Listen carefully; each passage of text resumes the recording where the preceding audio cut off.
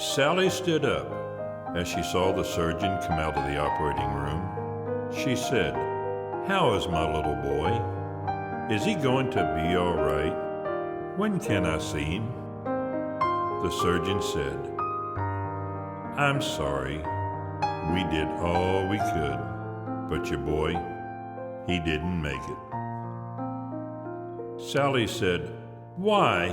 Why do little children get cancer? Doesn't God care anymore?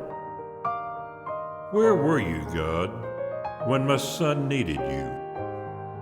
The surgeon asked, "Would you like some time alone with your son? One of the nurses will be out in a few moments before he's transported to the university."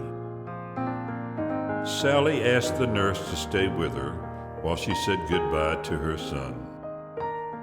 She ran her fingers lovingly through his thick, red, curly hair. "Would you like a lock of his hair?" the nurse asked. Sally nodded yes. The nurse cut a lock of the boy's hair, put it in a plastic bag, and handed it to Sally. The mother said, "It was Jimmy's idea to donate his body to the university for study. He said it might help someone else. I said no at first. But Jimmy said, 'Mom, I won't be using it anymore after I die. Maybe it will help some other little boy spend more time with his mother.'" She went on, "Jimmy had a great heart of gold, always thinking of someone else, always wanting to help others if he could." Sally walked out of Children's Mercy Hospital for the last time, after spending most of the last 6 months there. She put the bag with Jimmy's belongings in the seat beside her in her car. It was even harder to enter the empty house. She carried Jimmy's belongings and the plastic bag with its lock of hair to her son's room. She started placing the model cars and other personal things back in his room, exactly where he had always kept them. She laid down across his bed and, hugging his pillow, cried herself to sleep. It was around midnight when Sally awoke. Laying beside her on the bed was a folded letter.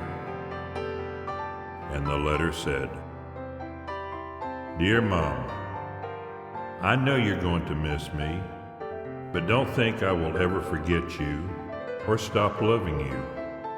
Just 'cause I'm not around to say I love you, I will always love you, Mom, even more with each day. Someday we will see each other again. Until then, if you want to adopt a little boy so you won't be lonely, he can have my room and all my old stuff to play with. But if you decide to get a little girl instead, she probably won't like the same things us boys do. You'll have to buy her dolls and stuff girls like. You know. Don't be sad thinking about me. This really is a neat place. Grandma and Grandpa met me as soon as I got here and showed me around some.